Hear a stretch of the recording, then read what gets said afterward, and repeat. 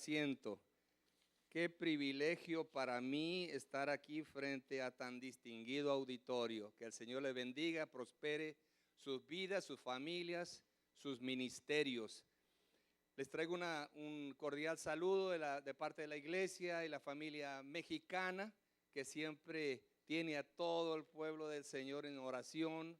Son tiempos difíciles, todos lo sabemos. Después de la pandemia que pasamos, mucha gente perdió trabajos, perdió seres queridos, perdió oportunidades, perdió propiedades, y sin embargo aquí estamos, porque dice la Escritura: en el mundo tendréis aflicción, pero confiad que yo he vencido al mundo.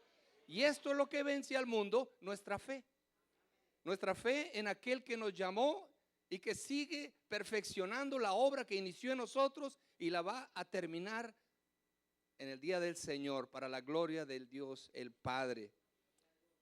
Yo agradezco mucho, sinceramente, a todos y cada uno de ustedes que hicieron un esfuerzo grande. En sábado uno se quiere levantar tarde, tiene familia, tiene hijos, nietos, quiere salir por ahí, pero agradezco mucho que hayan venido. Hay tres cosas que son importantes, hermanos, y esto es sobre todo para los líderes. Los líderes, primero, nunca se comparen con nadie. Nunca se comparen con nadie, porque yo he viajado por toda Latinoamérica y parece que siempre estamos en competencia. Pero la verdad es que Dios nos llamó y es un llamado único para usted. Y a usted donde le puso, ahí tiene que estar. Porque el Señor quiere bendecir ahí en donde le puso a usted. Nunca se compare, porque a veces cuando nos comparamos vamos a encontrar personas y líderes, pastores que están haciendo las cosas un poquito mejor que nosotros y nos vamos a sentir un poquito tristes o frustrados. Pero también podemos encontrar algunos que no están haciendo las cosas como nosotros y nos podemos sentir orgullosos, y al Señor no le gustan los altivos.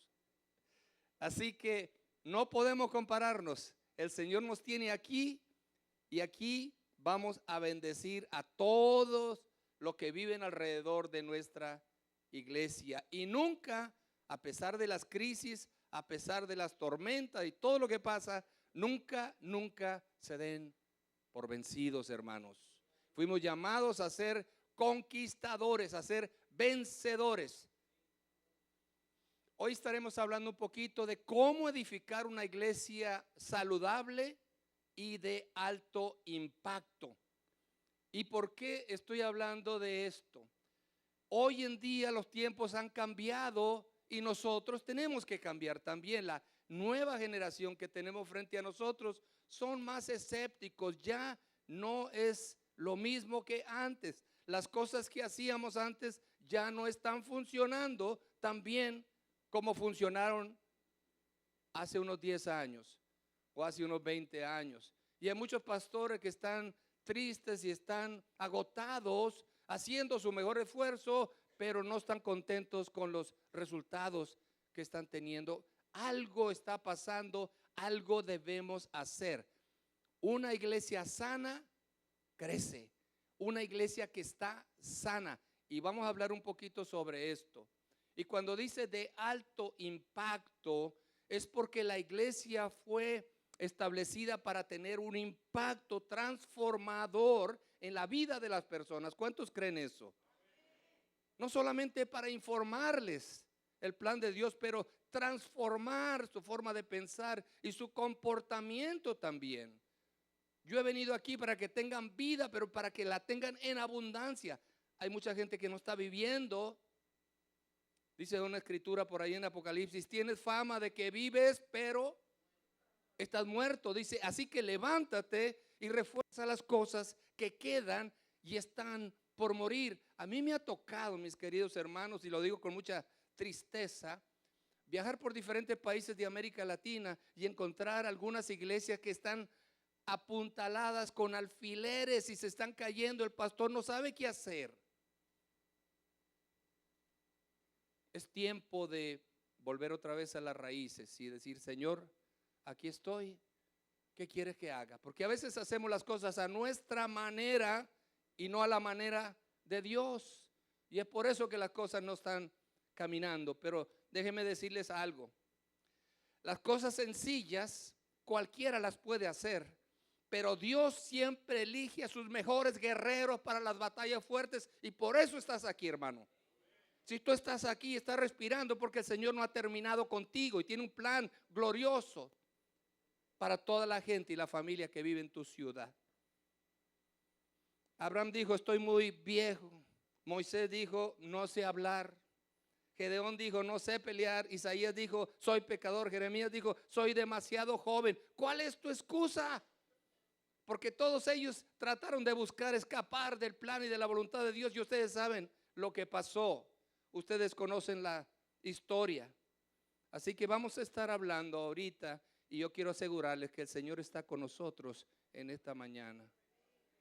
Así que nosotros le recibimos al Señor también para que Él sea nuestro invitado de honor en esta mañana.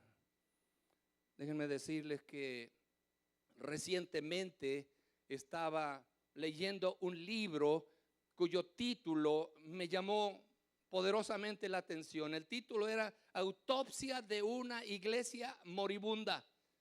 Dígame si no le llama la atención el título. Wow. Escrita por Tom Rainer, que era el director de Lifeway, de una publicadora de la Casa Bautista. Y él escribió eso, y yo digo, bueno, y este libro yo lo voy a comprar para ver qué es lo que estaba pasando, como autopsia de una iglesia moribunda. Lo que él hizo es que comenzó a visitar diferentes iglesias que habían cerrado sus puertas, y hizo como una especie de análisis, como un médico hace una disección para ver qué fue la causa, qué es lo que pasó. Y en este libro habla de varias cosas. Él dice, las iglesias, 3 clases de iglesias moribundas menciona en el libro. Dice, las iglesias que están enfermas, pero aún no lo saben. Después dice, hay otras iglesias que saben que están enfermas, pero no lo quieren aceptar. Y hay un tercer tipo de iglesias, dice, hay iglesias que están enfermas, lo saben, pero no están dispuestas a cambiar nada. Cuando uno está enfermo, mis queridos hermanos, estoy hablando en la carne, estoy hablando de forma natural. Cuando uno se siente enfermo, va al médico para que le haga un diagnóstico y le diga, ¿qué está pasando que yo me siento mal? Porque el cuerpo tiene sistemas, y cuando los sistemas circulatorio, digestivo, esquelético, todos los 8 sistemas del cuerpo están bien y en equilibrio, decimos que estamos sanos.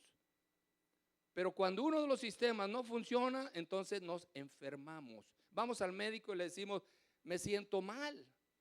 El médico comienza a hacer un diagnóstico para poder darle un tratamiento.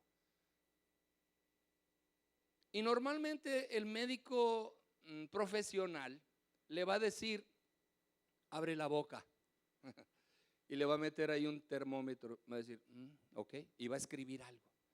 Y después le va a decir, a ver, estira el brazo, y le pone una bombita y le empieza, y ve algo ahí y lo escribe.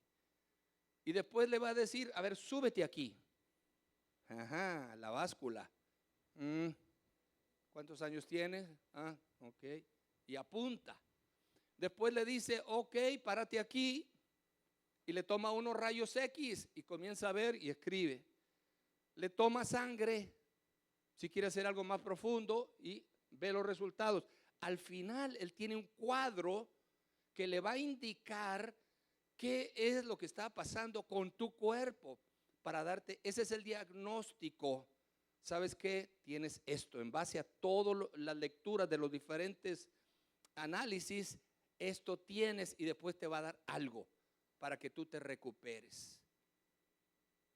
La pregunta, cuando yo veo eso y estaba leyendo ese libro, la pregunta que vino a mi mente fue la siguiente: ¿cómo medimos nosotros, sobre todo los que somos pastores, cómo medimos la salud de nuestra iglesia? ¿Cómo medimos los signos vitales de nuestra iglesia? ¿Cuántas personas nuevas están llegando el fin de semana? No están llegando. Dije nuevas. ¿Cuántas personas nuevas están llegando el fin de semana a nuestra iglesia? ¿O están llegando los mismos de siempre? Algo está pasando. Eso es parte de un diagnóstico, ¿no? No están llegando. ¿Por qué no están llegando? ¿Y qué podemos hacer para que lleguen? Porque el Señor no quiere que nadie se pierda, sino que todos procedan al arrepentimiento. Las personas que vienen ya no regresan. Muchos ya no regresan. ¿Por qué no regresan? Tenemos que analizar por qué está pasando, por qué no están regresando y qué podemos hacer al respecto. Después hay gente que acepta a Cristo y todos lo celebramos, pero no están creciendo en madurez espiritual. ¿Qué es lo que está pasando? ¿Por qué no están creciendo? La gente no se está bautizando. ¿Cuándo fue la última vez que tuviste un bautismo? No sé, pero todos esos son signos vitales que tenemos que revisar si queremos conocer la condición de nuestro rebaño. Necesitamos revisar cuántos están sirviendo en las tareas de la iglesia, cuántos tienen un ministerio dentro de la iglesia. Son poquitos. El pastor está cansado, necesita más ayuda. De acuerdo a las estadísticas, 20% hace el trabajo completo, el 80% vienen el fin de semana con fidelidad y ofrendan, algunos diezman, pero los demás vienen y se van, pero no sirven. Y el Señor Jesús vino a servir, no a ser servido. Y si queremos ser como Jesús, tenemos que servir. Entonces, ¿qué vamos a hacer?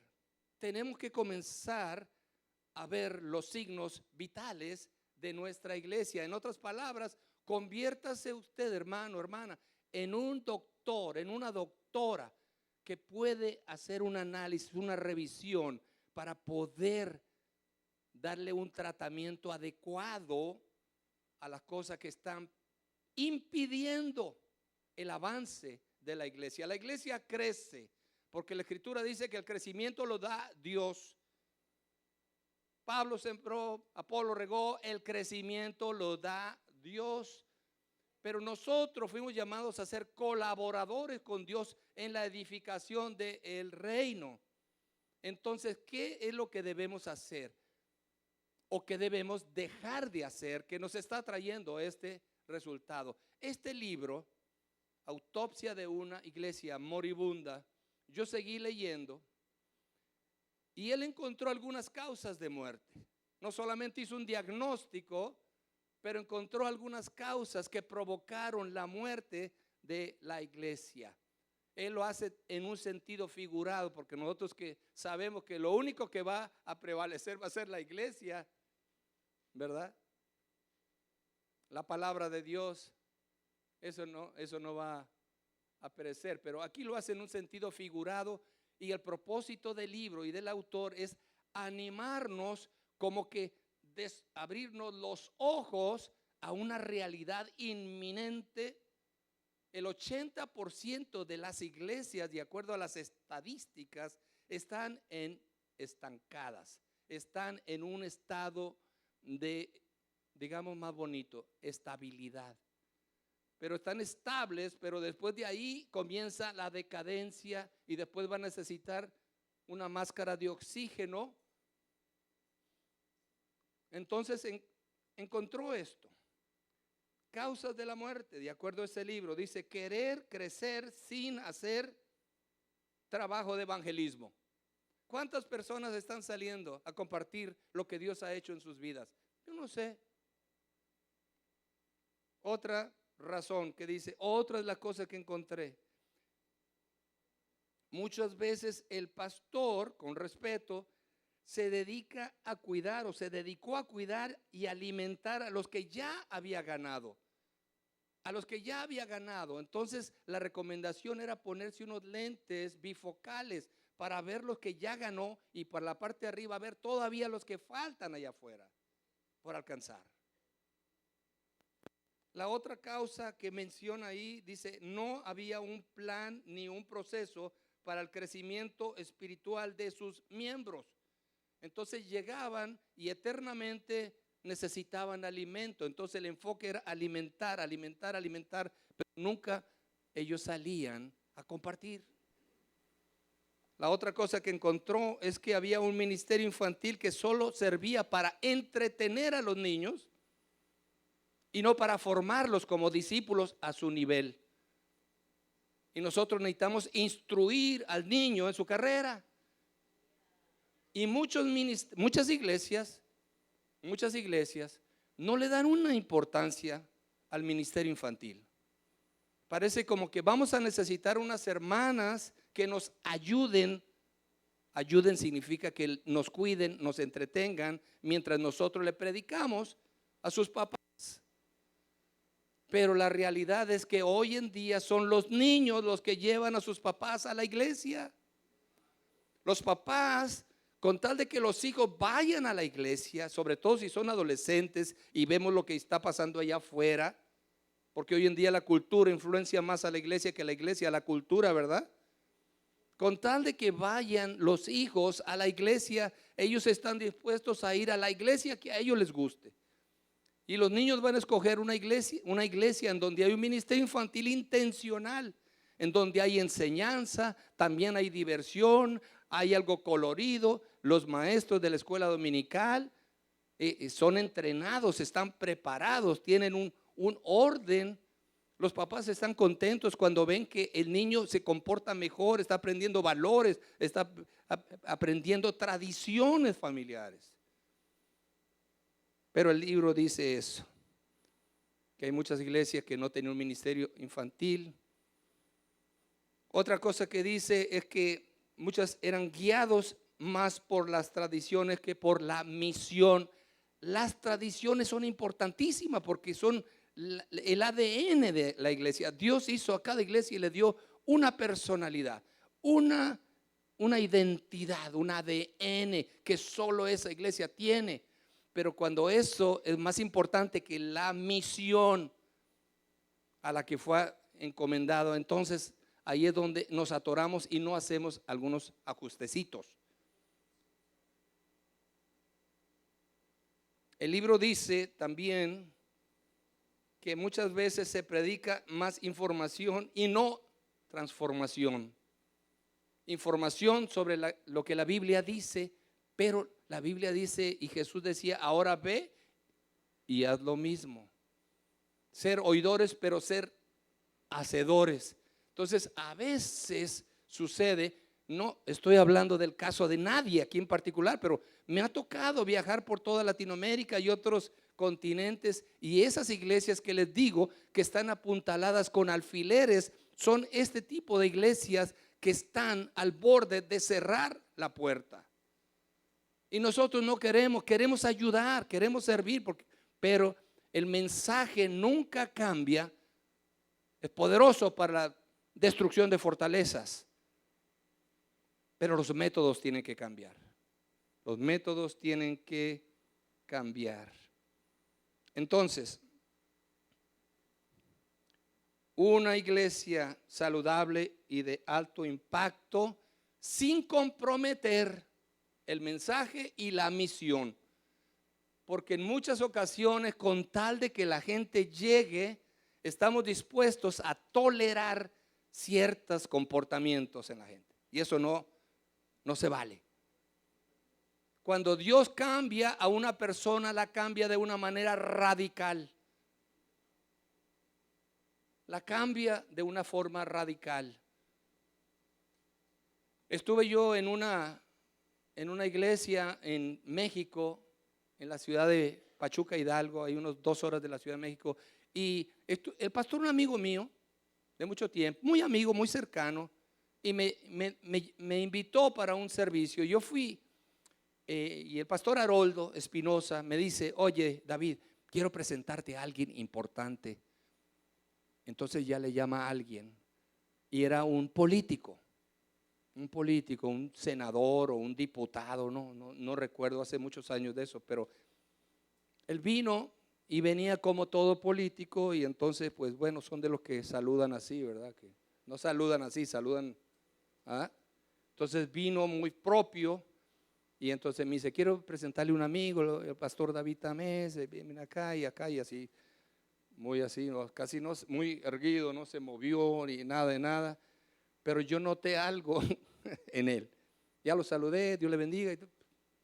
Y me dijo, él ya tiene como 3 meses congregándose aquí con nosotros. Y él se sentía como orgulloso de tener a alguien de ese nivel.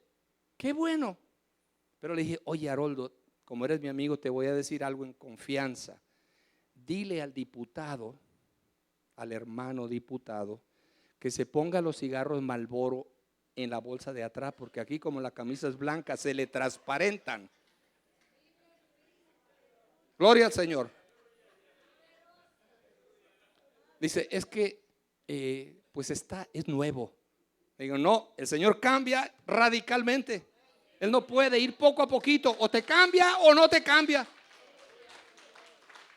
¿Cómo es eso?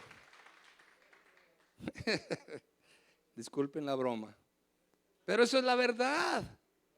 A veces nosotros toleramos ciertos comportamientos porque tenemos temor de que se vayan.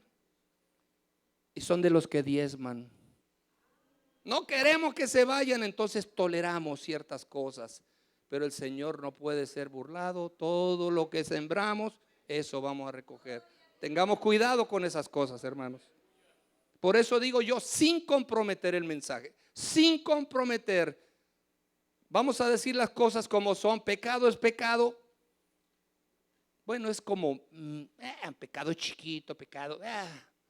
A veces nosotros mismos fomentamos un poco esa conducta y no es correcto. Vamos a poner la siguiente lámina, por favor. Algo que hemos aprendido, mis queridos hermanos, es lo siguiente. Algo que hemos aprendido. Primero, que no hay una correlación entre el tamaño y la fuerza o fortaleza de una iglesia. Puede haber una iglesia grande con raíz pequeña. Entonces nosotros admiramos cuando vemos una iglesia de 20,000 miembros, 30,000 o 1,000, pero con una raíz pequeña. La gente no está creciendo. Pero a veces también hay iglesias pequeñas que tienen raíz pequeña. Nos ponen a veces a escoger y nos dicen, a ver hermano, ¿tú qué prefieres? ¿Calidad o cantidad? Gracias, hermana. ¿Qué haría uno sin las hermanas que están siempre atentas? Que el Señor le bendiga. Gracias, hermana, gracias. Nos ponen a elegir y nos dicen, ¿qué prefieres? ¿Cantidad o calidad? Esperando que uno le diga, bueno, pues calidad. Yo le digo que el Señor no está peleado con los números. Hay un libro en la Biblia que se llama Números. Los números son importantes porque cada número representa una persona, una historia, una persona por la cual Jesús entregó su vida. Todas personas son importantes para Dios. Y calidad, porque queremos que todas las personas lleguen a ser como Cristo, porque eso fue el plan de Dios desde el inicio, que lleguemos a ser como Cristo en sus convicciones, su carácter y su conducta, su comportamiento. Entonces nos ponen a pensar entre tamaño y fortaleza. No hay una relación. Queremos cantidad con calidad. Pero alguien dijo algo interesante, porque alguna gente se siente un poco frustrado y dice, yo tengo una iglesia y solamente tengo 60, tengo 80, tengo 100. Siempre estamos pensando en que Dios nos llamó para una iglesia grande. No, nos llamó a ser fieles. Fieles. Así que quédese ahí donde está, hermano. Fiel. Una persona me dijo en una ocasión, mira, el Señor como que a todos, como si fuéramos un equipo, nos puso en la espalda un número. A uno les puso 7, a otro le puso un 5, a otro le puso 3.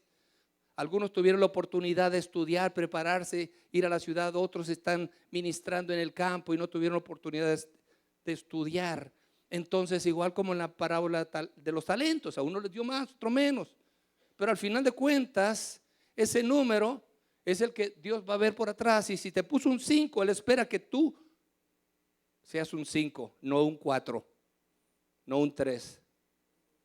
El 5 es el 10 para el Señor. Tu 5 significa el 10 para el Señor. Así que nosotros simplemente tenemos que ser fieles. Hay más de una, esto hemos aprendido también, que hay más de una manera de hacer crecer una iglesia. Por eso nunca debemos criticar lo que Dios está bendiciendo. A veces nosotros, no, pero mira ellos acá, es que esto tienen, no, pero como ellos tienen instalaciones y nosotros no, siempre estamos buscando una excusa. No debemos criticar lo que Dios está bendiciendo. Cuando alguien dice, yo tengo esto, gracias a Dios me está llegando mucha gente, tenemos que decir, gracias Señor, amén, gloria a Dios, gloria a Dios. Tenemos que gozarnos con los que se gozan y llorar con los que lloran también. Una cosa sí he visto y se los quiero decir con todo respeto, que el Señor cuando quiere mandar gente nueva a una iglesia, tal vez no se la va a mandar al pastor, se la va a mandar a este pastor. Y tú vas a decir, Señor, ¿pero por qué? ¿Por qué no me mandas a mí la gente y se la mandas allá? El Señor va a decir, porque yo quiero mandar a mis hijos a donde van a ser atendidos, donde van a ser cuidados, donde van a crecer, y tú no estás preparado. Es importante. Nunca dejes de aprender. En el momento que dejas de aprender, dejas de liderar. Hay gente que estudió hace 20 años y ya no se ha actualizado, y ahorita estamos enfrentando una nueva generación que exige que nosotros también nos preparemos, que nos actualicemos para que el Señor nos mande a la gente que tiene que ser salva. Se necesita todo tipo de iglesias para alcanzar a todo tipo de personas. La iglesia que tú estás pastoreando tal vez va a alcanzar cierto tipo de personas que el otro pastor no puede, y la iglesia del pastor va a alcanzar las que tú no. Por cualquier razón, es diferente contexto. Donde está su iglesia, vive gente que trabaja en el campo. Donde la iglesia trabaja pura gente en construcciones, o son puros mexicanos. Y se necesita todo tipo de iglesias para alcanzar a todo tipo de personas. Esto es importante. Si el principio es bíblico, funcionará en cualquier lugar. Tenemos que adoptar esa filosofía de adopta y adapta. Vamos a recoger los principios que no cambian y vamos a adaptarlos a nuestra necesidad. Y nunca confundas el método con el mensaje, porque el mensaje nunca cambia, pero los métodos tienen que cambiar. Vean esto, la iglesia es la esperanza del mundo, amén, hermanos. La iglesia sigue siendo la esperanza del mundo. Dios ha llamado a cada iglesia a tener un impacto de reino, y Dios usa personas ordinarias como usted y como yo para hacer cosas extraordinarias. En nuestras fuerzas limitadas podemos hacer algo, pero cuando nosotros estamos dependiendo del Señor, alcanzamos cosas que antes jamás podríamos imaginar. Iglesias que hacen discípulos, ese es el plan de Dios. La gran comisión dice, id y haced, no dice convertidos, no dice cristianos, dice id y haced discípulos. Discípulos. El problema es que los estudios revelan que hay muchos creyentes que asisten a la iglesia, pero pocos discípulos. En esto los conoceréis, que son mis discípulos. Siguiente lámina, por favor. La pregunta es esta. La pregunta es, ¿qué es un discípulo? ¿Quién hace los discípulos? ¿Y cómo los enviamos a todas las naciones?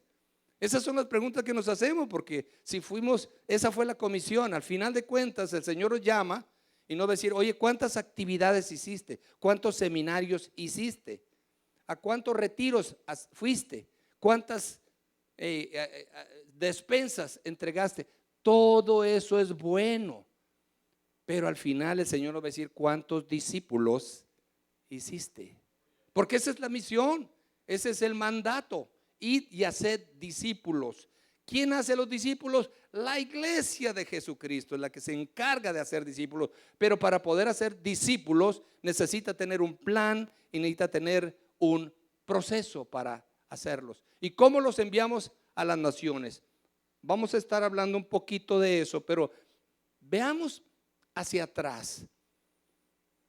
Muchas veces nosotros estamos como pensando en lo presente. Tenemos iglesia, vamos a salir a evangelizar, vamos a ser discípulos, pero ¿de dónde viene eso? Vamos a ver cuál es la voluntad de Dios.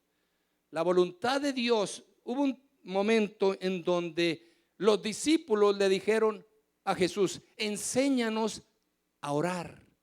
Enséñanos a orar. Y ustedes conocen la oración del Padre Nuestro, porque ahora nosotros nos damos cuenta que Él está cercano y le podemos llamar Abba, Padre. Y la voluntad de Dios está manifiesta ahí y dice al final: venga tu reino, hágase tu voluntad, como en el cielo, así también en la tierra, porque tuyo, por eso puse en rojo, porque algunas veces nosotros estamos haciendo nuestro propio reino, o al menos usted conoce a alguna gente que está edificando su propio reino y haciendo su voluntad y no la del Señor. Dice: porque tuyo es el reino, el poder y la gloria por todos los siglos. Amén. Queremos hacer la voluntad. Él es nuestro Padre y Él nos dice cuál es su voluntad. Analizar esto como rápidamente. Dios edifica un reino. Dios está edificando un reino y nosotros debemos, como súbditos del rey que somos, tenemos que obedecer la voluntad de nuestro rey. Pero resulta que este rey también es nuestro Padre. Entonces, como hijos amorosos, tenemos que obedecer la voluntad de nuestro Padre celestial. Dios edifica un reino y nos da una tarea que debemos de cumplir. Nuestra respuesta siempre tiene que ser: sí, mi rey, sí, mi Padre, ¿qué quieres que haga? Y a veces nosotros pensamos en las mil cosas, muchas cosas que queremos hacer, pero hay dos escrituras que están en la Biblia que marcan perfectamente la voluntad de nuestro Rey y de nuestro Padre. La Biblia es perfecta, la Biblia no contiene error, la Biblia es nuestro manual. Todo lo que hacemos está allí, ahí está la palabra de Dios impresa. Y hay dos escrituras ahí en la Biblia que son como una especie de resumen de lo que Dios quiere y la voluntad de nuestro Padre. Si no sabemos qué es lo que quiere nuestro Padre que hagamos, entonces nos podemos desviar o nos podemos equivocar. Hay dos escrituras, Mateo 22, por eso tiene el símbolo para que se lo graben. Mateo 22 y Mateo 28. Mateo 22 habla sobre el gran mandamiento.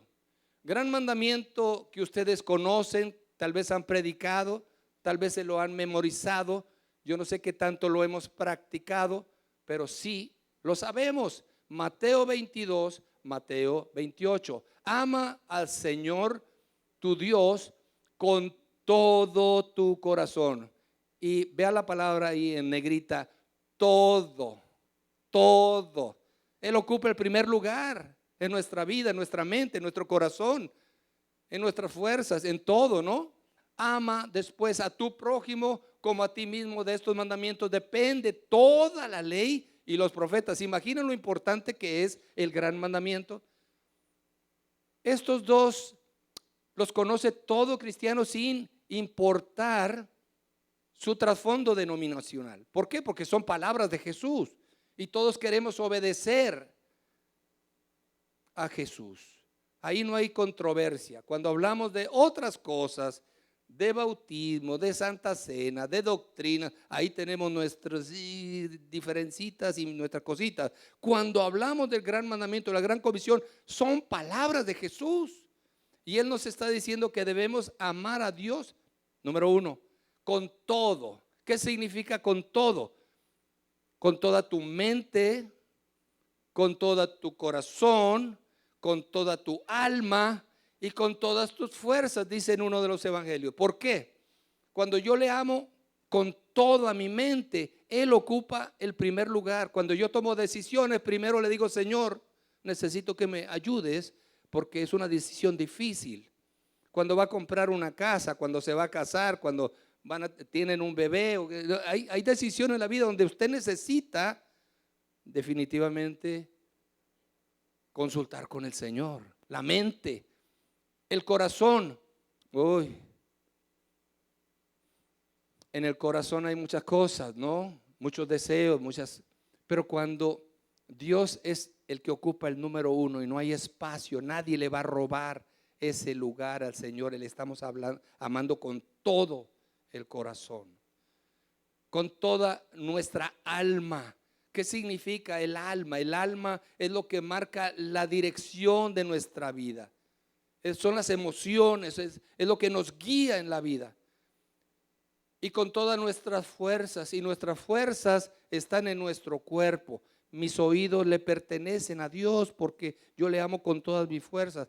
Y si Dios es dueño de mis oídos, yo no voy a escuchar rumores ni chismes. Digo, yo sé que no es el caso aquí. Yo sé que mi boca le pertenece, mis labios le pertenecen a Dios, entonces yo no voy a maldecir con mis labios, voy a bendecir a las personas, aún a los que me ofenden. Eso es lo que quiere, eso es amar a Dios con todas mis fuerzas. Mis manos le pertenecen a Dios, entonces yo no las voy a usar para golpear a alguien, pero para abrazarlo en amor. Mis pies le pertenecen a Dios también, entonces no voy a permitir que mis pies me lleven a lugares que avergüenzan al Señor. Mis ojos le pertenecen a Dios, así que no voy a mirar pornografía. Hay muchas cosas que avergüenzan a un cristiano. Eso significa amar a Dios con todas mis fuerzas, con toda mi mente, con todo mi corazón, con toda mi alma. Le amamos de esa manera. Yo no sé, pero es un tiempo de que podemos hacer un análisis. ¿Dónde estamos parados delante de Dios? Porque ese es el gran mandamiento. Ve que es fácil de decirlo y difícil es difícil. Uno conoce a una persona entre más tiempo pasa con la persona.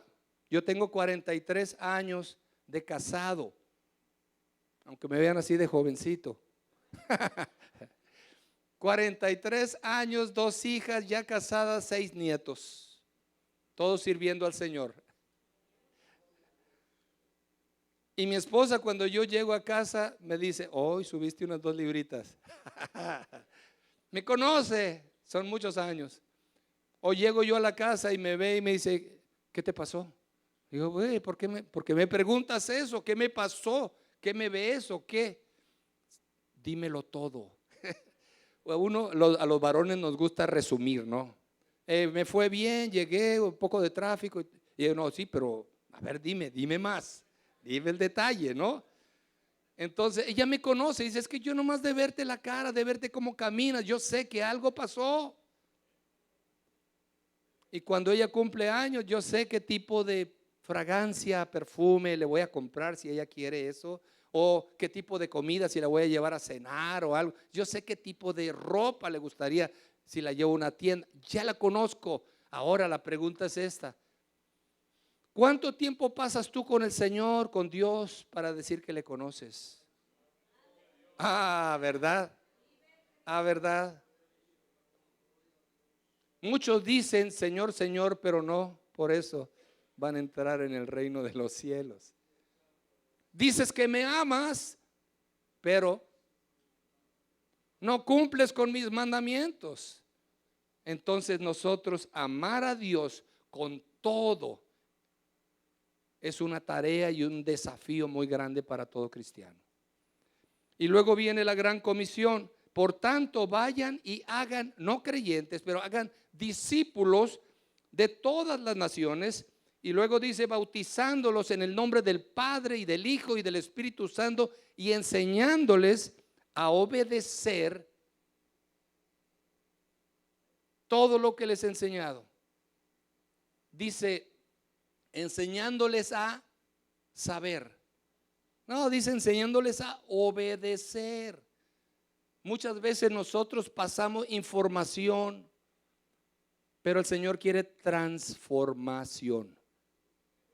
Cambiar la vida de la persona, transformar la vida de la persona, no solamente informar la mente. Dice la Escritura que el Dios de este siglo ha cegado el entendimiento de los incrédulos para que no resplandezca la luz del Evangelio. Dice, vea usted, ha cegado, dice, no dice los ojos, dice el entendimiento, como que tienen una venda ahí en la mente. Por eso cuando nosotros predicamos, estamos iluminando en la oscuridad de la mente de la persona, para que haya un cambio, para que él pueda ver la verdad, para que vea la realidad de Cristo y diga, Señor, yo te necesito en mi vida. Y por eso es importante que aprendan a obedecer y no solamente a saber. Yo les cuento que en una ocasión estaba hablando de la importancia de leer la Escritura, escuchar, meditar en la Escritura, y un joven vino y me mostró en su Biblia y me dijo, mira hermano, yo tengo mi Biblia, yo leo mi Biblia, mire, la tengo subrayada, la tengo aquí toda marcada, mire, vea. Yo le dije, es importante que leas y que marques tu Biblia, pero es más importante que la Biblia te marque a ti. Amén.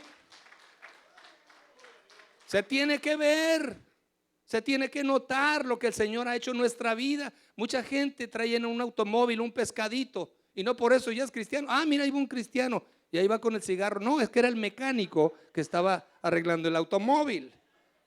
Vi el carro del hermano. Iba fumando. No era el hermano, había mandado el carro al taller. A veces pensamos que ponerle un símbolo o poner una crucecita. Yo no sé si ustedes han visto en la televisión a mucha gente, rockeros y todo. Bueno, cada quien tiene sus gustos, pero hay mucha gente que tiene una vida tremenda en droga y en muchas cosas. Pero eso sí, traen una tremenda cruz aquí, colgando ahí un medallón con una cruz. No saben siquiera lo que significa. Entonces el traer un símbolo, el traer algo no hace una diferencia. Pero al ver tu comportamiento, al ver cómo tú te comportas en los momentos difíciles de crisis, cómo respondes tú a las personas en medio de la angustia, ahí es donde se revela el carácter que Dios ha puesto en tu vida. Ahora bien, vamos a la siguiente lámina. Vean ustedes ahí, la salud cristiana es un balance. Estamos hablando del gran mandamiento y la gran comisión, que son dos pilares. El apóstol Pablo dice, yo como perito arquitecto he puesto el fundamento. El fundamento, mire aquí, si usted edifica su iglesia en base a la gran comisión, el gran mandamiento, va a hacer crecer una gran iglesia. Y eso se resuelve cuando usted busca un balance. Gran mandamiento, adoración. Ama a Dios con todo tu corazón, tu mente, tus fuerzas. Eso es adoración. Después dice, ama a tu prójimo como a ti mismo. Eso se llama servicio o ministerio. Después en la gran comisión dice, id, y está hablando de evangelismo. Tenemos que salir a alcanzar a las personas para Cristo. Y después dice, bautizarlos en el nombre del Padre, del Hijo y del Espíritu Santo, porque el bautismo es el símbolo que trae a las personas y las integra a la familia de Dios. Y eso es compañerismo o comunión. Y dice, y enseñándoles a obedecer, esa es la marca del discipulado. Si usted se da cuenta, ahí están esos 5 propósitos de Dios en el gran mandamiento, la gran comisión. Si usted tiene esos 5 propósitos, 5 tareas ministeriales funcionando, equilibradas, va a tener salud, y si tiene salud, su iglesia va a estar creciendo. La gente va a estar llegando, se va a estar quedando, van a estar creciendo, se van a estar bautizando, van a estar sirviendo y van a estar saliendo a compartir con otros. Pero se necesita el balance. La salud cristiana es el balance. ¿Qué sucede, hermanos? Que muchas veces no hay un equilibrio. Muchas veces, si yo lo que digo, lo digo del corazón, no quiero ofender a nadie, pero yo les voy a decir muchas veces el pastor es el que marca la pauta. Si al pastor le gusta cantar y la música, la iglesia va a hacer adoración poderosa. Y el discipulado y el evangelismo, como que la tendencia es lo que a uno lo mueve. Si el pastor le gusta la enseñanza, va a estar con el discipulado y hay que hacer esto y hay que crecer. Pero evangelismo y adoración, a lo que voy es a esto, hermano, que nosotros como pastores, como líderes, estamos aquí como el Señor nos llamó a ser el capitán de este barco, y este barco se llama púlpito, y usted como capitán le da vuelta al timón y va a llevar a la congregación para allá o para acá. Para mí el púlpito merece respeto, por eso no se le entrega a cualquiera persona. Este es el timón de la iglesia. Lo que usted diga de aquí es lo que la congregación va a escuchar y va a hacer. Si usted deja de hablar de aquí, la congregación no. Esto es el timón. Yo creo que aquí el timón es una de las herramientas más poderosas en el arsenal del pastor. Y es aquí en donde tenemos que asegurarnos de tener un equilibrio en los 5 propósitos de Dios. Siguiente lámina, por favor.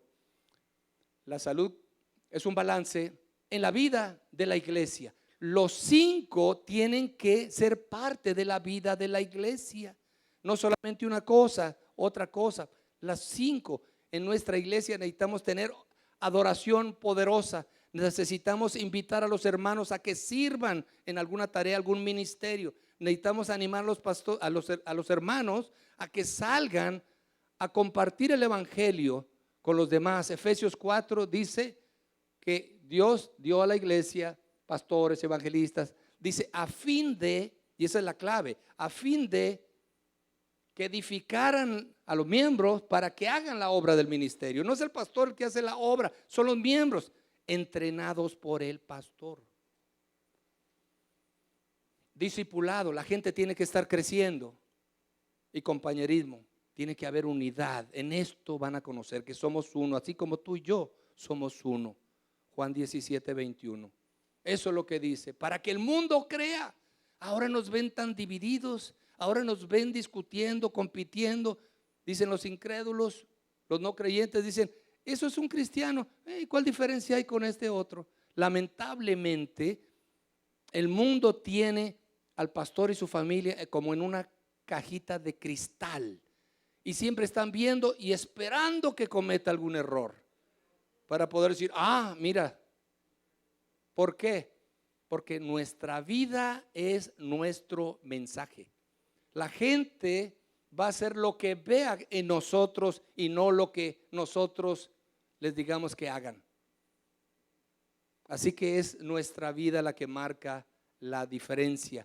La salud es balance en la vida de la iglesia, pero también tiene que ser balance en la vida del discípulo. O sea, no solamente la iglesia, usted también, mi querido hermano, como creyente, como discípulo, sin importar si usted es líder o pastor, también tiene que vivir esos 5 propósitos. Tiene que vivir una vida de adoración, una vida al servicio, una vida de compartir, una vida de crecer espiritualmente, una vida de vivir en unidad con los demás. Eso tiene que suceder. Siguiente lámina. Y eso es tan importante por lo siguiente, porque es el discípulo, es el que es enviado al mundo en misión. Somos enviados para impactar al mundo, para transformar al mundo. Acuérdense que los discípulos estaban por ahí predicando, siempre estaban con Jesús, siempre estaban viendo y escuchando las enseñanzas de su maestro. Y hubo un momento en donde los líderes de gobierno voltearon a ver y dijeron, cuando había una gran multitud que se amontonaba y escuchando a los discípulos, decía, ¿quiénes son esas personas? Ah, son los que andaban con Jesús. ¿Cuál es ese mensaje? Ese mensaje está trastornando al mundo. Yo creo que el mensaje del evangelio sigue siendo la dinamita de Dios para la destrucción de fortalezas. Para algunos locura, para nosotros poder de Dios. Amén. Por eso es importante los discípulos, hacer discípulos. Los discípulos son la herramienta más poderosa en las manos de Dios. Por eso son los discípulos los que cambian al mundo. Si fueran los gobiernos ya hubiera cambiado el mundo, pero está peor. Si fueran las empresas ya hubiera cambiado el mundo, pero no ha cambiado. Son los discípulos, pero los discípulos fieles, los discípulos obedientes, los discípulos que están viviendo los propósitos de Dios. Todo lo hacemos para la gloria eterna de Dios. Empieza con el reino, termina con la gloria. Dios es el principio, Dios es el fin. Él es el alfa y Él es el omega por los siglos de los siglos. Amén. Ahora bien, ¿qué es lo que sucede? Que todo comienza en el corazón del líder. Yo no puedo pedir a alguien que haga lo que yo no puedo o estoy dispuesto a hacer. Yo no le puedo decir a alguien que vaya a donde yo no estoy dispuesto a ir. La pregunta es, ¿qué es lo que quebranta, lo que conmueve tu corazón? Hay una escritura en donde vemos a Jesús caminando y llega hacia la montaña y comienza a ver una aldea. Y ahí estaba todavía en la tarde, posiblemente las luces estaban encendidas en el mercado. Y él veía ahí el movimiento de la gente y comenzó a pensar, dice, vean esta gente, está atribulada, está confundida, no tienen respuestas a los problemas de la vida y el diablo los ataca día a día. Y después viene algo importante, dice, mi corazón se quebranta, porque son como ovejas que no tienen pastor. Afortunadamente, cuando vemos aquí la ciudad, no vemos este problema porque hay pastores que el Señor ha llamado, que son ustedes. Ustedes, hermanos, hermanas, son la respuesta al corazón quebrantado de Jesús. Y por eso nosotros tenemos que responder que a pesar de los problemas, a pesar de las crisis y las dificultades, aquí estamos, Señor, firmes y dispuestos. Yo les decía al principio, el Señor no le da las tareas pequeñas, porque esas cualquiera las hace, pero Él busca gente obediente, grandes guerreros que están dispuestos a levantarse y seguir adelante en el nombre del Señor, que son justamente ustedes. Son ustedes, hermanos. Ahora veamos algo interesante. Tenemos diferentes grupos de personas que vienen a nuestra iglesia. Tenemos que ver cómo el Señor nos usa y tenemos que ser un poquito versátiles porque ministramos a diferentes grupos de personas. Ahí en el círculo más grande dice comunidad. ¿Por qué? Porque ahí es donde están los no creyentes. Usted empieza allá. La iglesia crece de afuera hacia adentro, no de adentro hacia afuera. Cuando crece de adentro hacia afuera es porque las hermanas están teniendo bebés, es crecimiento biológico. A veces también crece porque el pastor va al acuario del otro pastor y saca los peces que ya están y vengo y los pongo en mi acuario. Eso no se llama pesca. No digo cómo se llama, pero eso es crecimiento por transferencia. Fuimos llamados a salir y evangelizar, y para poder salir Jesús dijo: yo los voy a hacer pescadores de hombres. Y para ser un pescador usted tiene que salir y mojarse los pies. Tiene que salir a donde están los peces. Tiene que salir de la oficina, salir de la iglesia, salir de la casa, entrenar a otros para que vayan con usted. Tiene que conocer qué tipo de peces viven alrededor de su estanque. Son mojarras, son tilapias. Cada tipo de pez necesita de una carnada diferente. Usted no puede usar el mismo método para pescar a una tilapia que a un bagre o a un chillo, dice aquí el hermano, porque le gustan los chillos fritos. Yo también los he comido, son muy buenos. Necesitamos conocer qué tipo de peces hay alrededor para poder usar el anzuelo y la carnada correcta. El Señor dijo: yo los voy a hacer pescadores de hombres. Entonces tenemos que salir, mojarnos los pies. Es una cosa tremenda esto. Allá afuera allá en la comunidad, ¿dónde están? ¿Cómo queremos nosotros crecer si no vamos de pesca? Ahora, los peces algunas veces dicen: no, ahí hay de este tipo de pez. Y durante el día casi no, la gente viene en la tarde. No, hasta eso tienen su gustito, ¿no? Y uno cuando va a pescar, uno no llega así haciendo ruido porque los peces se van, ¿no? Uno va muy sigilosamente. Hay una gran líder que hubo allá en la India llamada Indira Gandhi. ¿Se acuerdan de Indira Gandhi? Al menos ella dijo: nunca podrás saludar con un puño cerrado.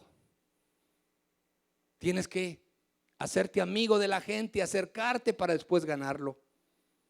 Algunas veces nosotros espantamos los peces: te vas a ir al infierno.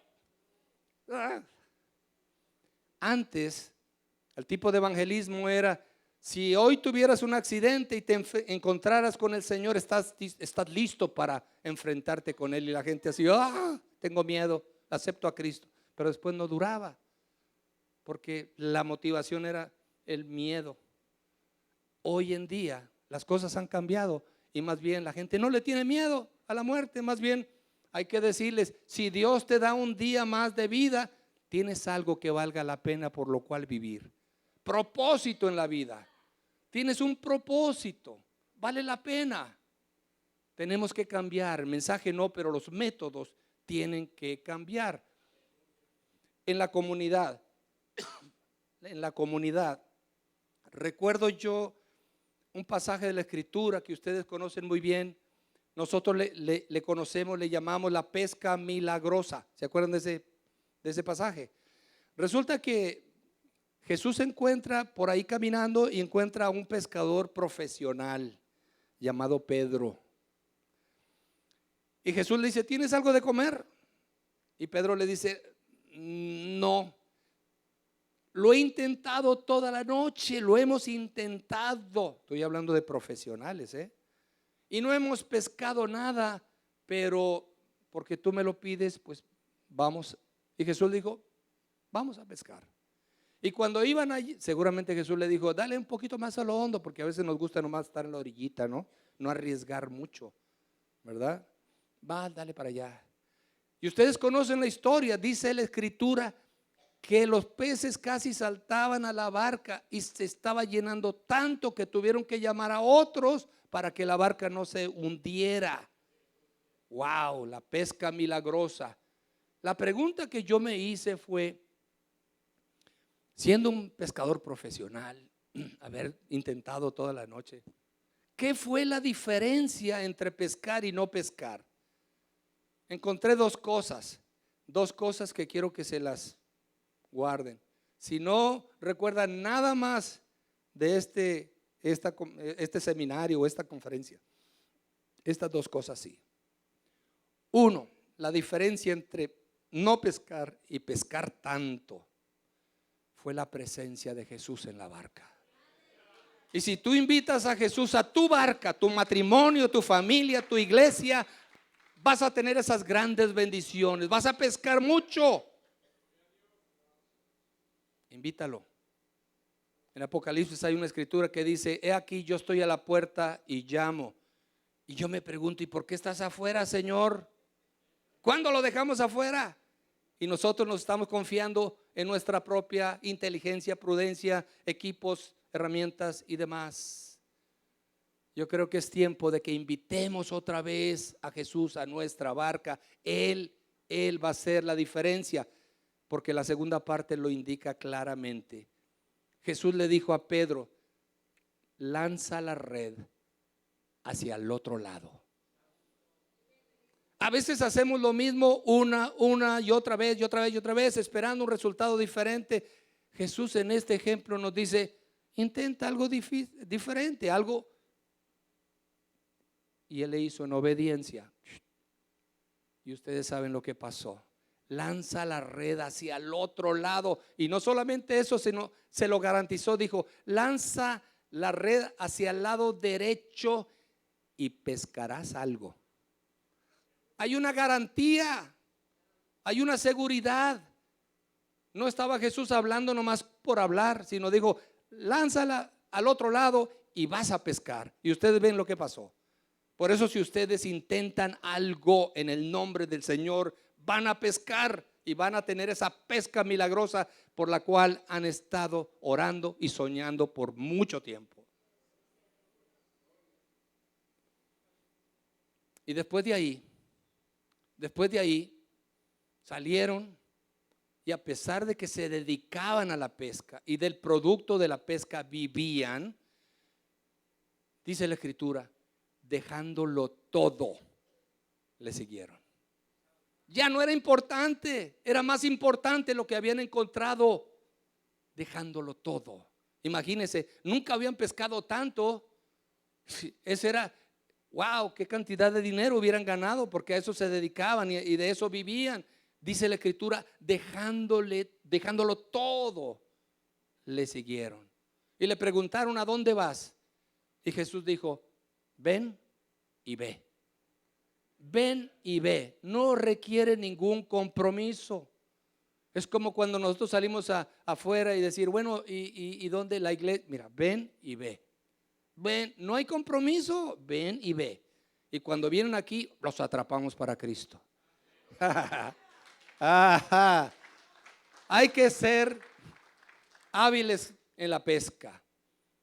No compromiso, pero el discipulado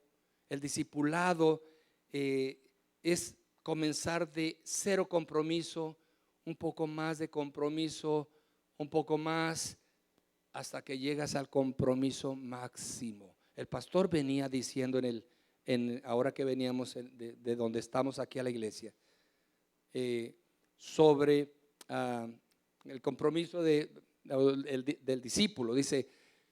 Primero dice: si no dejas a padre y madre, no puede ser. ¡Wow! ¡Qué impacto tan grande!, ¿no? Como que ahora sí, como que Jesús comenzó a subirle un poco la temperatura al compromiso. Si ya pusiste las manos en el arado y volteas para atrás, no eres digno de ser mi discípulo. Uy, Señor, algunos dijeron: dura palabra es esta, y dejaron de seguirle. Y llega al máximo donde dice: y si no levantas tu cruz y me sigues, no puedes ser mi discípulo. Si se dan cuenta, es del ven y ve al ven y muere a ti mismo por mí. Por eso el apóstol Pablo dice: vivo no ya yo, sino Cristo vive en mí.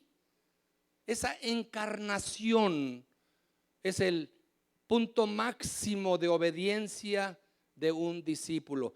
Ahora, cuando vemos ya que todo el mundo se dice: bueno, yo soy un discípulo, y uno empieza a ver, decir: le falta mucho, le falta, o a todos nos falta un poquito. A todos nos falta. Yo creo que siempre tenemos que estar aprendiendo, siempre tenemos que estar avanzando. El segundo círculo dice la multitud. No, vamos a dejar ese mismo. En la comunidad vamos a pescar, es ahí donde vamos a ir a hacer evangelismo. En el segundo círculo dice la multitud. ¿Por qué la multitud? Porque mucha gente llega a la iglesia, pero no tienen compromiso, llegan ahí, escuchan y se van. Pero después entramos al tercer grupo que dice congregación. Ahí ya pasaron de ser conocidos, amigos, ahora ya se llaman hermanos. La congregación ya son miembros de nuestra iglesia. Esa línea entre la multitud y la congregación, esa línea se llama la sangre de Cristo. Porque yo antes estaba perdido y ahora soy hallado. Antes tenía soledad, ahora ya tengo una familia. Antes estaba condenado, ahora tengo vida eterna. ¿Ve la diferencia tan grande? Esa línea es la línea que marca la sangre de Cristo. Y en la congregación, ahí es donde tenemos a la familia. Pero en la familia tenemos gente que están aprendiendo, gente que están creciendo apenas. Hay otros que son más maduros. Por eso los queremos animar a subir al siguiente círculo que se llama los comprometidos. ¿Y a qué se comprometen? Se comprometen a desarrollar ciertos hábitos espirituales, ciertas disciplinas que son necesarios. Tiempo diario con Dios, tiempo devocional con Dios. Asistencia fiel a la iglesia, al grupo pequeño o la célula, a ofrendar, a diezmar, a servir en un ministerio. Ahora sí, me estoy comprometiendo en el crecimiento. Pero queremos que vayan al otro grupo que son el núcleo, y el núcleo son los líderes en la iglesia. Si se dan cuenta, los estoy llevando de la mano de la comunidad a la multitud, que vengan, no hay compromiso, ven y ve. Y después los llevo al siguiente círculo, que es la congregación, acepta a Cristo. Y después le digo, ok, ya aceptaste a Cristo, tienes que bautizarte, ser parte de un grupo. Y después, ¿qué? Quiero que comiences a desarrollar ciertas habilidades y ciertos hábitos espirituales. Ok, ¿y ahora qué? Quiero que sirvas en un ministerio en la iglesia, una tarea en la iglesia. Y finalmente están los comisionados, que son los que ya salen de la iglesia y son misioneros fuera de la iglesia.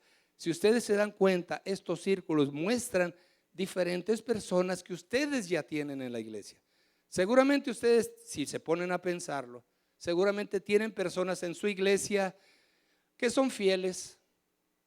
Todos tenemos gente que está creciendo en madurez espiritual, y hay otros que están ahí, tienen 5 años y siguen siendo muy inmaduros. Porque la madurez no se trata de hacerse viejo, de ponerse lentes o quedarse pelón. No, se trata de ir creciendo en madurez, en mis convicciones, en mi carácter y en mi comportamiento.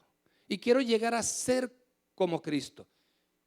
Y eso es lo que pasa, que nosotros somos el ejemplo de lo que queremos ver en los miembros de nuestra congregación. Esa es nuestra forma de ver a las personas. Vamos a la otra lámina. Ahora vemos la forma de mover a las personas. La forma en que movemos nosotros a las personas. Estoy hablando un poco técnico, pero esa es la manera en que nosotros traemos a la gente. Les vamos hablando de mayores niveles de compromiso y después cómo los vamos a integrar en ese proceso que los va a llevar. Lo primero que vemos ahí es la membresía, o ser miembros, o integrarse formalmente. ¿Qué quiere decir eso? Bueno, lo que quiere decir es que ahí al ser miembro tienes responsabilidades para con la iglesia. Si vienes como un visitante, pues no tienes ninguna responsabilidad, venir y irte, ¿no? Pero cuando tú decides ya ser un miembro formal de la iglesia, tienes que adquirir algunas responsabilidades. Hoy en día mucha gente quiere todos los beneficios, ninguna responsabilidad. Eso es la realidad. Ahí en la membresía, la iglesia también adquiere un compromiso para la persona. Yo te voy a ayudar en tu crecimiento espiritual. ¿Y qué es lo que se hace en la clase de membresía? Bueno, para empezar, tienen que saber qué es la salvación. ¿Qué es lo que pasó en mi vida? ¿Qué significa ser salvo? ¿Cuáles son los símbolos de la fe cristiana? Quiero que sepan. El bautismo, la Santa Cena. El bautismo, ¿qué significa el bautismo? Que mueres a tu viejo estilo de vida y resucitas como nueva persona en Cristo. Así de fácil. La Santa Cena, ¿qué significa? Que yo estoy aquí en medio recordando lo que Cristo hizo en el Calvario, que me permite vivir este tipo de vida en Cristo y viendo con esperanza el futuro que me espera.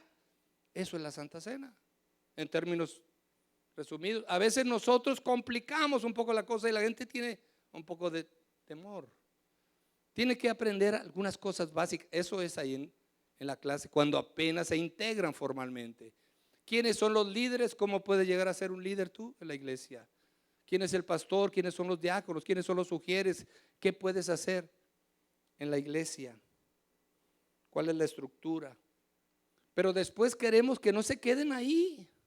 Queremos que comiencen a crecer hacia el paso 2, que es la madurez. ¿Y qué es lo que van a hacer en la madurez? Van a ir creciendo poco a poco, desarrollando esos hábitos espirituales que les decía. Tiempo diario con Dios, ofrenda semanal o mensual, diezmos, asistencia, fidelidad, parte de un grupo pequeño. Van creciendo en madurez porque la idea y el ideal es que lleguen a ser como Cristo. Después los queremos llevar, ya desarrollaste algunas habilidades, ahora te quiero invitar a que seas parte de un ministerio, una tarea dentro de la iglesia. Y es ahí en donde nosotros les enseñamos cómo Dios te formó, que Dios te dio experiencias, te dio educación, te dio experiencias laborales, Dios te dio muchas cosas, te dio habilidades naturales, te dio dones espirituales, todo para que lo pongas al servicio de la obra. Y finalmente el paso 4, porque los vamos llevando 1, 2, 3, 4, primero son miembros formales, después van creciendo, después van sirviendo en algo y después van a salir a cumplir con una misión de vida en el mundo. Hay dos preguntas importantes que debemos hacernos ya que llegamos a este punto. Primero, ¿cómo estás midiendo el avance de tu iglesia? Estamos analizando, estamos checando, estamos haciendo algún diagnóstico. ¿Dónde estamos parados? ¿Cómo estás midiendo el impacto de tu liderazgo? Porque tú eres un líder llamado por Dios y tienes que hacer un impacto. ¿De dónde viene la palabra impacto? Los escultores de tiempos antiguos hacían una obra maestra y al terminar tenían una especie de martillo o algo y en la base de la escultura le daban un impacto y dejaba marcada las iniciales o el nombre del escultor. Nosotros fuimos llamados también para dejar un impacto en la vida, en el corazón de las personas y en la comunidad también. Que la iglesia no solamente sea vista como un grupo que se reúne, pero que en la semana también se preocupa por las necesidades de la gente, porque Jesús lo hacía. Jesús enseñaba, Jesús sanaba, Jesús se preocupaba por la persona toda. Le hablaba a la mente, les enseñaba el corazón y sanaba toda dolencia y enfermedad del cuerpo. Algunos no eran muy agradecidos, sino más en el caso de los leprosos, nomás uno regresó a decir gracias y los demás así como, bueno, pues, qué cosa, ¿verdad? Desde los tiempos antiguos hemos sido poco agradecidos, pero lo que no se mide no se puede mejorar, por eso es importante. Ahora bien, nuestra forma de medir el crecimiento, ¿por qué? Porque siempre estamos comparándonos con lo que la cultura nos está diciendo. La forma de nosotros medir el éxito, porque siempre queremos hablar de éxito. Asistencia, edificios y finanzas, esos son el ABC. El ABC. ¿Cuántas personas están llegando los fines de semana? Número. ¿Qué tan grandes, bonitas, equipadas y cómodas están tus instalaciones? No que sea malo, pero la misión es lo más importante. ¿Qué tan solvente es tu iglesia? Así medimos nosotros el éxito, pero vean la forma en que Dios mide el éxito de la iglesia. La manera de Dios de medir el crecimiento y el éxito de nuestra iglesia. Conversiones, discípulos y servicio. ¿Cuántas personas nuevas están aceptando a Cristo los fines de semana? ¿Cuántas personas? Otra vez les vuelvo a repetir, nuevas. Eso es importante que lo recuerde, nuevas, porque los otros ya los ganó, ya no, ya. ¿Sabe una cosa? Cuando usted va de pesca, allá se llaman peces, cuando los trae a la iglesia se llaman ovejas. Ya cambió todo cambia. Entonces hay que alimentar al rebaño, hay que cuidar al rebaño, hay que dirigir al rebaño, ¿no? Entonces, ¿cuántos discípulos, cuántos miembros están creciendo en madurez para llegar a ser como Cristo? Yo sé que siempre hay personas que están creciendo. Es difícil de medir algunas cosas. Es difícil porque son intangibles. Medimos algunas cosas tangibles, pero las intangibles son difíciles, porque algunas veces la espiritualidad, les voy a decir en broma, pero en serio, la espiritualidad se puede fingir. Se los muestro.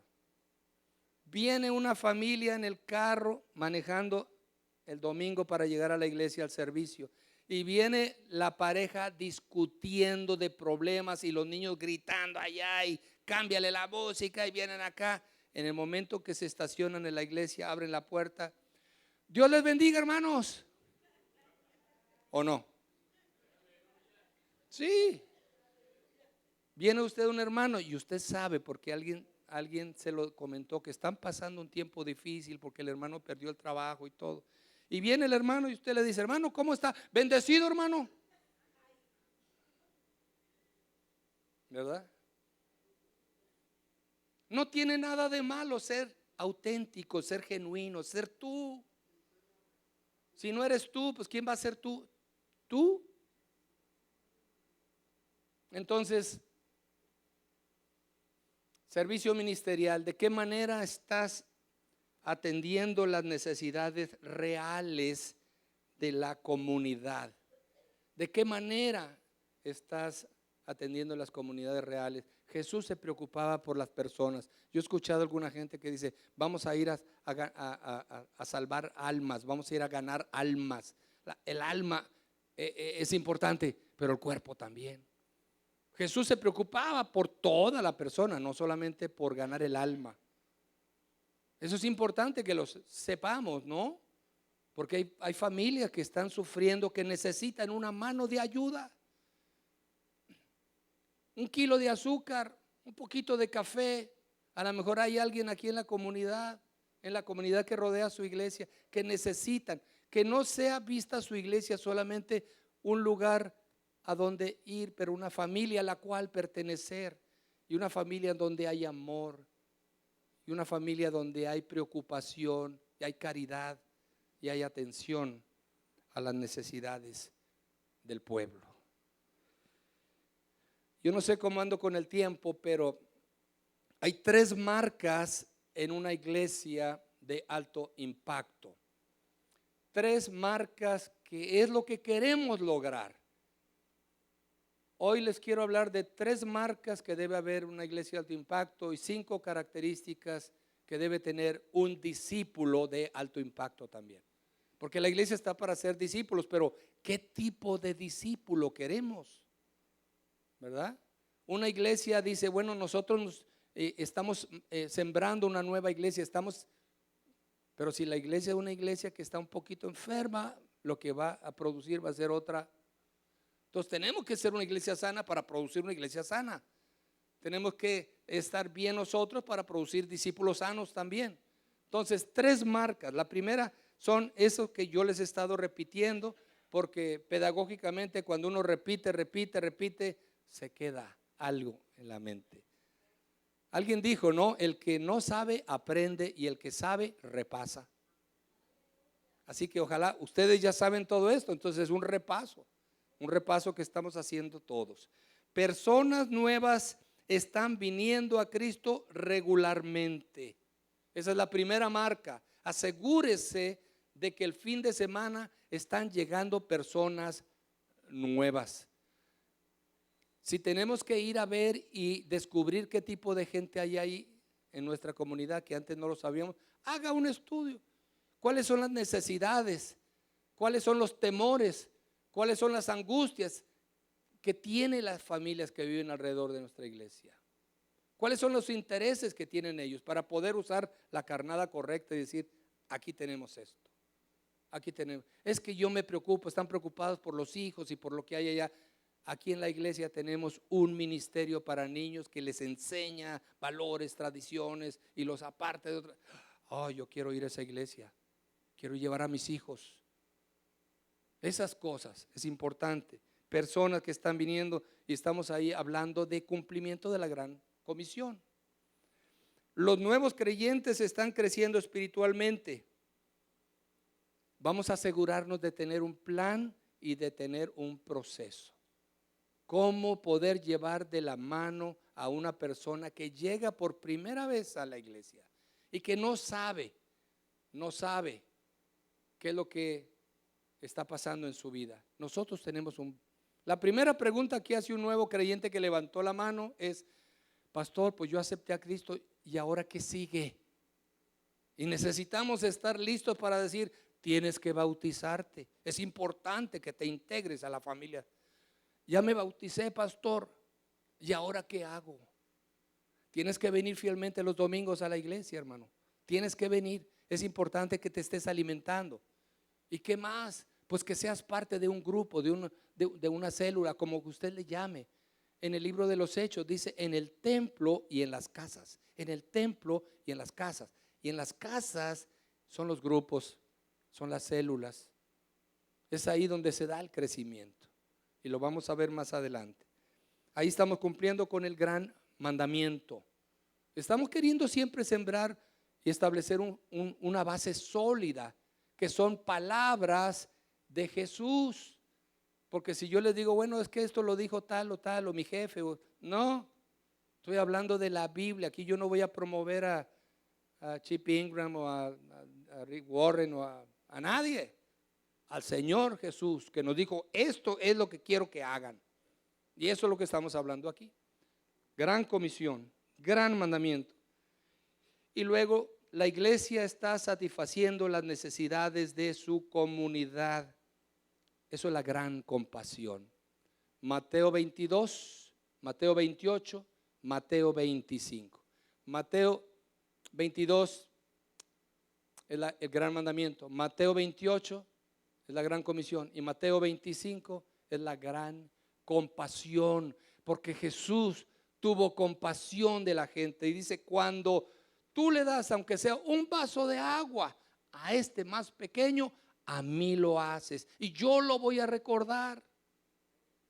Y lo recuerda, porque algunas veces usted es generoso o generosa con alguien y a veces no son muy agradecidos. Pero el Señor dice, si tú haces esto, a mí lo estás haciendo. Señor, pero ¿cuándo estuvimos en prisión? ¿Cuándo hicimos? Es una ilustración.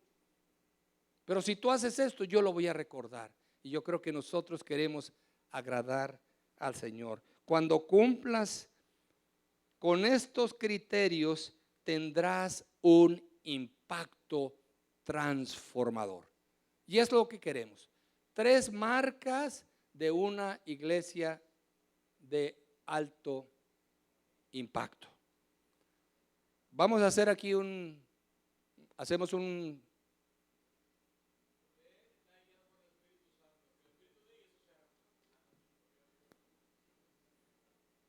¿A quién le dan oportunidades así? Cuando le dan a uno un micrófono para que se lo quiten. Gracias al Señor, gracias al Señor. Pero aquí vamos a hablar ahora, vamos a hablar y vamos a empezar con esto. ¿Qué significa una iglesia saludable y de alto impacto, pero en base a la verdadera espiritual y conforme a Romanos 12? Yo no sé, hermanos, si tenemos libros aquí. Tenemos libros les vamos a regalar un libro un libro que escribió el pastor Chip Ingram, que es el fundador del ministerio Living on the Edge, y que es el libro se llama La verdadera espiritualidad. La verdadera espiritualidad. Porque yo les digo que es muy fácil a veces fingir cierta espiritualidad. Aquí nos está hablando quién realmente es una persona espiritual, una persona que quiere agradar a Dios en todo lo que piensa y en todo lo que hace. Quiere servir al Señor, quiere agradar a Dios en todo. Su vida está dedicada, claro, tiene su vida familiar y personal también, pero en lo que él está es en los negocios del Padre. Él está ahí. Entonces, vamos a hablar de esto y este libro se los vamos a regalar porque el tiempo no nos va a dar para hablar de tantas cosas. Por eso había yo puesto ahí este tema, pero como una especie de alto, pero vamos a darle cuando menos unos 3 minutos mientras nos traen los libros. Entonces pasemos esa lámina. Vean lo que dice aquí. Estamos hablando del apóstol Pablo. El apóstol Pablo es quien escribió la mayor parte de las epístolas en el Nuevo Testamento. El apóstol Pablo, que se convirtió de perseguidor en el apóstol Pablo, tremendo. También fue negligente, también fue rebelde, pero el Señor lo tuvo que tumbar del caballo y se lo ganó, ¿verdad? Entonces él escribe el libro de Romanos y en Romanos hace como una especie de recuento de lo que ha pasado en nuestra vida. Y esto es impresionante realmente el resumen que él hace. De Romanos 1, capítulo 1 al capítulo 3 nos dice, todos hemos pecado y estamos destituidos de la gracia de Dios. Todos hemos pecado. No hay justo ni aún uno. Y él nos habla. Después en Romanos 4 y capítulo 5 nos habla de la salvación y de cómo la salvación es por gracia a través de la fe y no por obras. Sí, él nos va llevando poco a poco. Después en Romanos 6 al 8 dice cómo el Espíritu Santo cambia nuestra vida. Él nos va llevando casi de la mano.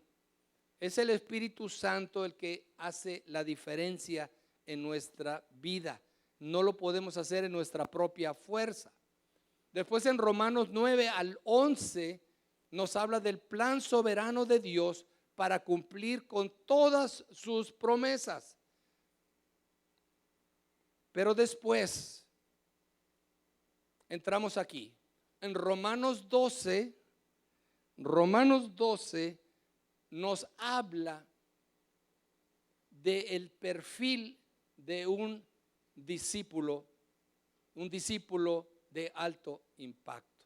Dice, por tanto, y ese por tanto significa, de Romanos 1 a 3 te dije que todos hemos pecado. De Romanos 4 al 5 te dije que la salvación es por gracia a través de la fe. De Romanos 6 al 8, cómo el Espíritu Santo cambia nuestra vida. De Romanos 9 al 11, el plan soberano de Dios para cumplir. Como quien dice, del 1 al 11 te expliqué todo. Y por eso dice, por tanto, es como decir, y ahora tú debes de responder de esta manera. Yo hice todo esto por ti. Ahora tú debes de responder de esta manera. Y a mí me gustaría, antes de continuar, leerles, no sé si lo tengo aquí, quiero leerles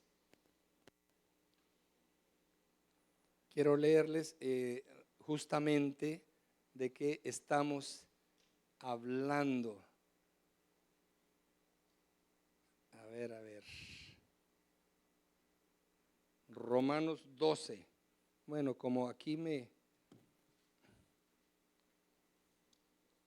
como pensaba yo mire, ya le están entregando ahí el libro. Vamos a esperar que les entreguen ahí el librito. Yo voy a ver aquí mientras dónde encuentro el... Ok. Vamos a poner en contexto, en perspectiva de qué es lo que vamos a hablar. El apóstol Pablo nos dijo, en Romanos 1 al 11 es como poner la base, la razón de por qué te voy a hablar ahora de Romanos 12. Dice, por tanto, amados hermanos, les ruego que entreguen su cuerpo a Dios por todo lo que Él ha hecho a favor de ustedes. Ya lo explicó del 1 al 11. Que sea un sacrificio vivo y santo. La clase de sacrificio que a Él le agrada. Esa es la verdadera forma de adorarlo. Por ahí empieza en el versículo 1, Romanos 12. Dice sacrificio vivo y santo. En el Antiguo Testamento había sacrificios, pero eran animales que se degollaban y se ponían sobre un altar. Cuando dice aquí en el Nuevo Testamento, Nuevo Pacto, sacrificio vivo, significa que nosotros voluntariamente nos ponemos en el altar de Dios, pero tenemos libre albedrío y nosotros podemos, si queremos, bajarnos del altar y hacer nuestra voluntad. Pero quiere Dios que nosotros lo hagamos de una manera voluntaria. Por eso dice, la clase de sacrificio que a Él le agrada, que tú lo decides voluntariamente. Versículo 2 dice, no imiten las conductas ni las costumbres de este mundo, más bien dejen que Dios los transforme en personas nuevas al cambiarles la manera de pensar. Entonces aprenderán a conocer la voluntad de Dios para ustedes, la cual es buena, agradable y perfecta.